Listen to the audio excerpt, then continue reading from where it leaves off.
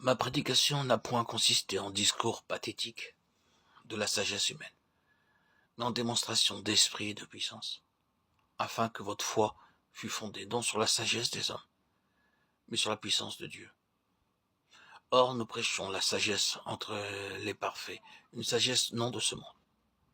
Mais nous prêchons la sagesse de Dieu, qui était un mystère, c'est-à-dire une chose cachée qu'aucun des princes de ce monde n'a connue. Mais Dieu nous les a révélés par son esprit. Or, nous n'avons pas reçu l'esprit de ce monde, mais l'esprit qui vient de Dieu, afin que nous connaissions les choses qui nous ont été données de Dieu, lesquelles aussi nous annonçons, non avec le discours qu'enseigne la sagesse humaine, mais avec ce qu'enseigne le Saint-Esprit.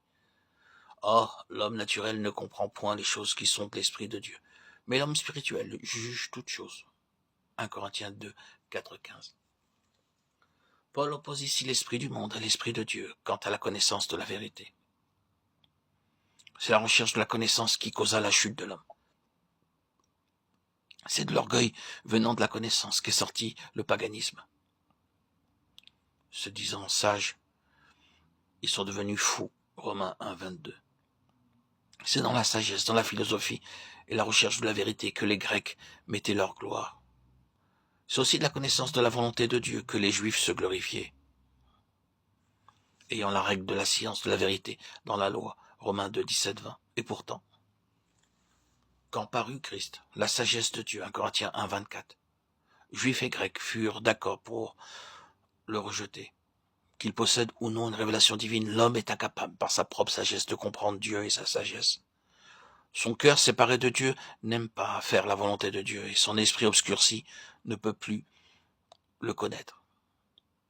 Même lorsqu'en Christ parut la lumière de Dieu et son amour divin, les hommes ne virent en lui ni beauté ni éclat.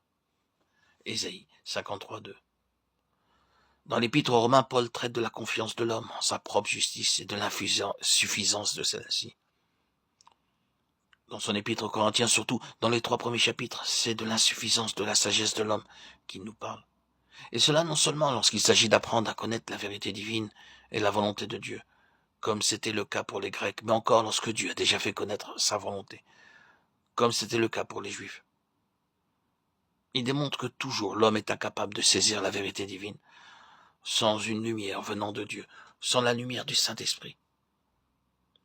C'est faute d'avoir reconnu en Christ la sagesse de Dieu, que les princes de ce monde, les Juifs et les gentils, ont crucifié le Seigneur de gloire.